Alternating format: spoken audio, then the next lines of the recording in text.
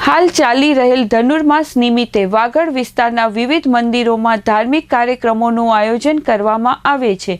તે અન્વયે રાપરના અયોધ્યાપુરી ખાતે આવેલ સ્વામિનારાયણ શુભ સંસ્કાર કેન્દ્ર ખાતે સ્વામિનારાયણ ગુરુકુળ આણંદ સંતોના હસ્તે ઉદ્ઘાટન તથા શ્રીહરિ પ્રાણ પ્રતિષ્ઠા મહોત્સવના ઉપલક્ષમાં ઘનશ્યામ મહારાજ દિવ્ય શાકોત્સવ પરમ પૂજ્ય સતગુરુ ધ્યાની સ્વામી શ્રી હરિસ્વરૂપદાસજી ભક્તરાજ સુરા ખાચરની પ્રાર્થનાના ફળ સ્વરૂપે પ્રથમ વખત લોયા ગામમાં 60 મણ રીંગણ અને 12 મણ ઘીનો વઘાર કરી દિવ્ય શાકોત્સવની આ સંપ્રદાયને ભેટ આપનાર સ્વામિનારાયણ ભગવાનની અસીમ કૃપાથી તથા ગુરુવય પરમ પૂજ્ય સદગુરુ શ્રી ધ્યાની સ્વામીજીના દિવ્ય આશીર્વાદથી તથા ગુરુ સ્થાને રહેલા પરમ પૂજ્ય સતગુરુ શાસ્ત્રી સ્વામી શ્રી સત્સંગ ભૂષણદાસજીની પ્રેરણાથી રાપર ખાતે દિવ્ય ભવ્ય શાકોત્સવનું આયોજન કરવામાં આવ્યું હતું।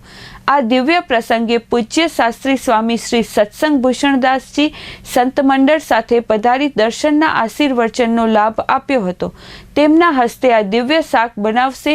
આવા દિવ્ય શાકોત્સવ પ્રસંગે સંતોના દર્શન અને આશીર્વચનનો તથા દિવ્ય પ્રસાદનો લાભ લેવા માટે ભાવિક ભક્તજનો તથા ધર્મ પ્રેમીજનો સપરિવાર પધારી આ દિવ્ય ઉત્સવના સાક્ષી બન્યા હતા। સ્વામિનારાયણ શુભ સંસ્કાર કેન્દ્ર રાપરના પ્રમુખ ઘનશ્યામભાઈ પૂજારા, રાપર લોહાણા સમાજના પ્રમુખ રાજેશભાઈ ચંદે, રાપર નગરપાલિકાના પ્રમુખ ચાંદભાઈ ભિંડે, રાપર નગરપાલિકા ચીફ ઓફિસર સ્વામિનારાયણ ગુરુકુળ આણંદના ટ્રસ્ટી રાજેશભાઈ ભટ્ટ, માધુભાઈ સોની સહિતના આગેવાનો ઉપસ્થિત રહ્યા હતા।